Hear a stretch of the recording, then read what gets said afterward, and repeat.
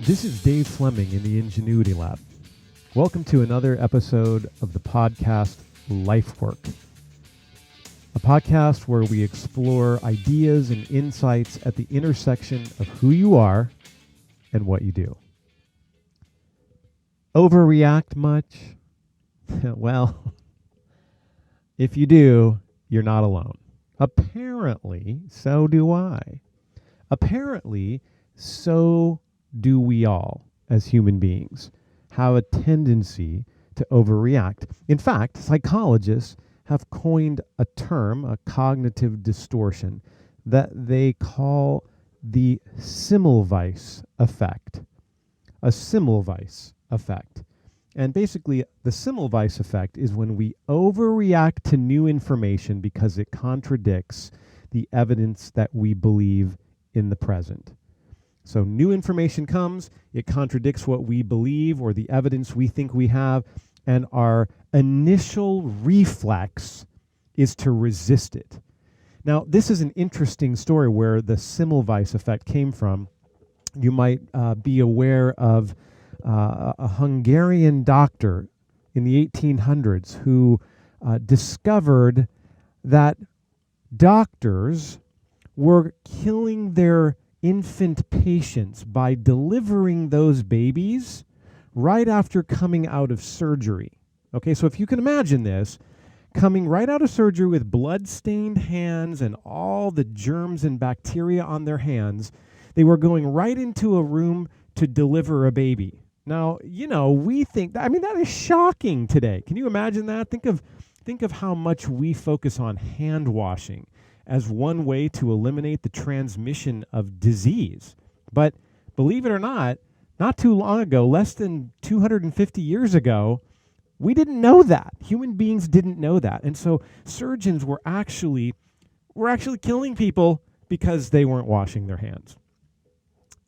Well, Semmelweis noticed that there was one particular group of people who were delivering babies that their babies seemed to live. And who were those people? Those were midwives. Those were women who had figured out, because they have a bigger brain and they're smarter and all that good stuff, they had figured out, hey, hand washing's a really good thing. Maybe it was just they looked down and it looked like I ought to wash the blood off my hand before I deliver this baby. Who knows what they were thinking, but they got it right. And Semmelweis noticed the difference, and through rigorous research, he figured out what was happening. The midwives were washing their hands, the docs weren't. Now he goes and he tells the docs this research finding, and they embrace him wildly and say, "Oh, Ignas, thank you. Thank you for changing medicine as we know it. So many people will be saved now because we will wash our hands." Well, unfortunately, that's not what they said. They basically ostracized him, made fun of him, and reacted against the new evidence based on what they currently believed. And hence, we have the Semmelweis reflex. The Semmelweis effect. How does it get you? Where do you find yourself reacting to something different or new to you and putting you in that spot where you're resisting something rather than being open to entertaining it?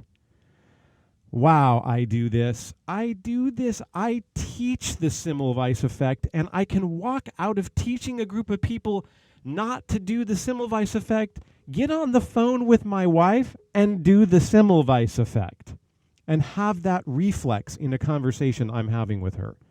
It's so easy to go mindless when presented with new information.